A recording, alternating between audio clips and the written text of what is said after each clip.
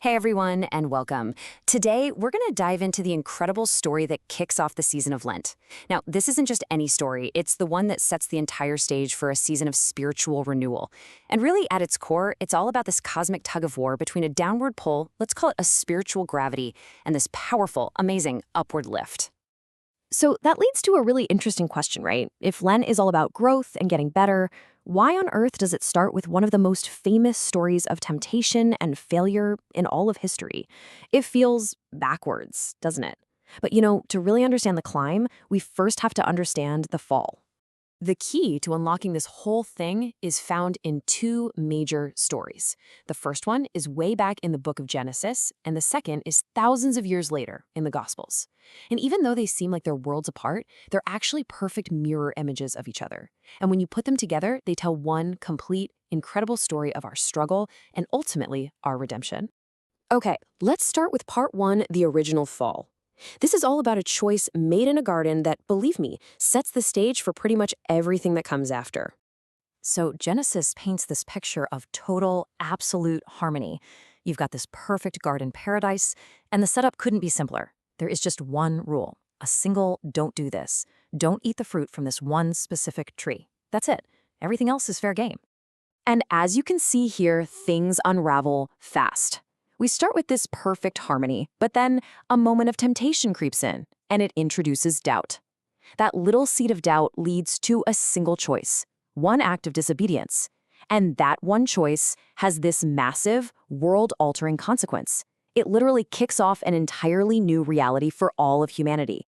So what was that huge consequence? Well, in theology, it's called sin and death.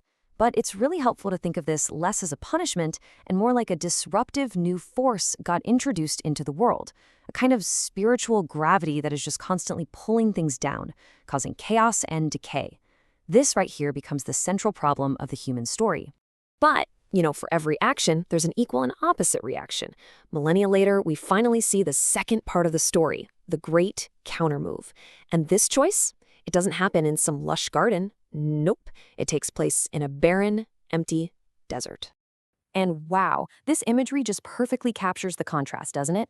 We go from a lush garden, a place of total abundance, to a barren desert, a place of scarcity and testing.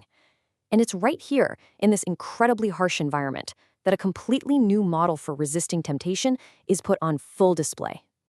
Okay, this slide really puts it all side by side, and the difference is just night and day.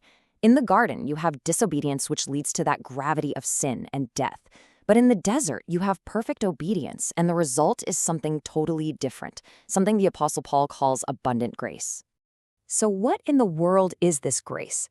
Well, if sin is the gravity that's always pulling everything down, then grace is the counter force. It's like anti-gravity. It's an unearned, freely given power that doesn't just cancel out the downward pull, but it actively lifts us up, restores us, and elevates us. It is the ultimate lift. So we've got these two epic ancient stories, one about a fall, the other about a victory. So how does this connect to us? Right now, today, during Lent? Well, let's take a look at the modern application. This verse right here from the Apostle Paul is basically the theological heart of this whole thing. It just perfectly sums up the great reversal. Theologians sometimes call this the contrast between the first Adam and the second Adam, which is Jesus.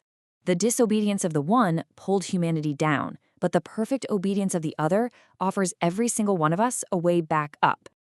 So how did Jesus do it? How did he resist that temptation in the desert?